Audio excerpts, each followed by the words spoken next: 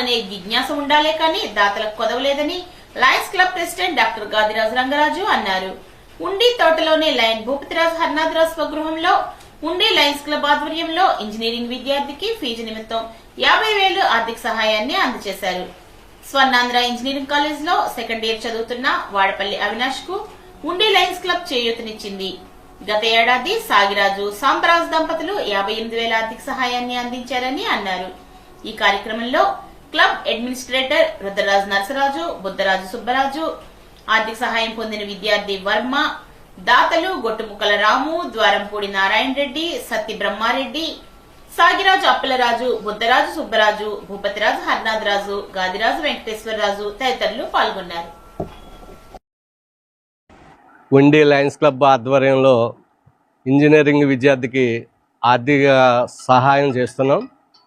మన హరినాథరాజు గారు స్వగృహంలో గత ఏడాది లైన్ సాంబశివరాజు దంపతులు ప్రథమ సంవత్సరం 58,000 రూపాయలు ఇవ్వటం జరిగింది. అలాగే ఇప్పుడు ఉండి లయన్స్ క్లబ్ సహసార సభ్యులందరూ కలిసి ఈరోజు ఒక 50,000 రూపాయలు అబ్బాయికి అందజేయటం జరుగుతుంది. ప్రతిభ పేదరికానికి అడ్డు కాదని ఇలాంటి సంఘటనలు ఎన్నో రుజువు చేస్తున్నాయి. మరి మేము చాలా కాలంగా సైన్స్ విద్యార్థులకి అలాగే ఇంజనీరింగ్ విద్యార్థులు కూడా చాలామందిని పూర్తిగా చదివించడం జరిగింది. వాళ్ళంతా కూడా ఈరోజు కొంతమంది అయితే అమెరికా తదితర దేశాల్లో వాళ్ళు స్థిరపడ్డారు. ఇలాగ సహాయం పొందిన వాళ్ళందరూ కూడా సమాజానికి ఎంతో కొంత సహాయం తిరిగి చేస్తే అది కొద్దిగా ప్రతిఫలంగా ఉంటుంది.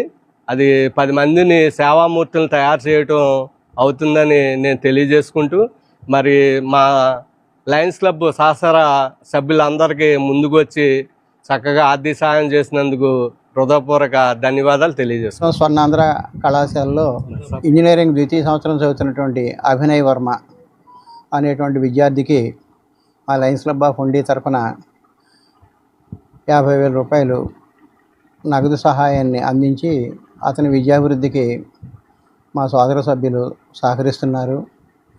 ఇప్పుడే మా మాస్టర్ చెప్పారు, గత సంవత్సరం కూడా అదే విద్యార్థికి మేము సహకారం అందించడం జరిగింది.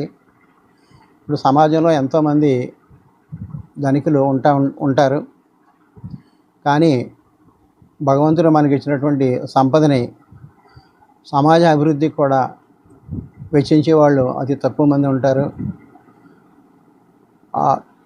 ఆ సమాజానికి మనం తిరిగి అందిస్తేనే భగవంతుడు కూడా మనకి అనుగ్రహం ఇస్తాడు.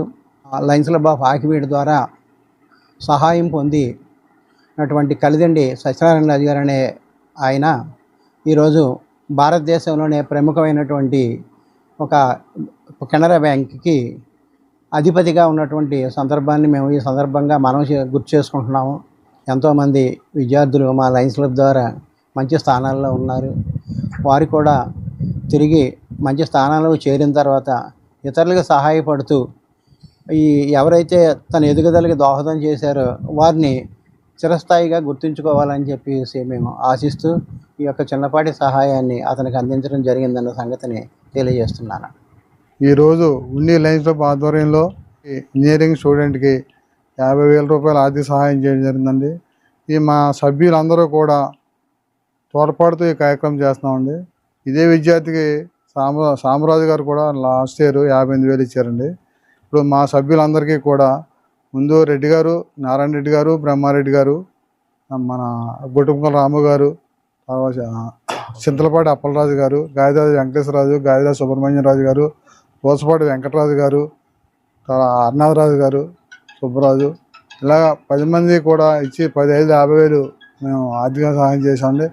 మా సభ్యులందరికీ మా లయన్స్ క్లబ్ తరఫున ఉదయపూర్వక ధన్యవాదాలు తెలియజేస్తున్నామండి.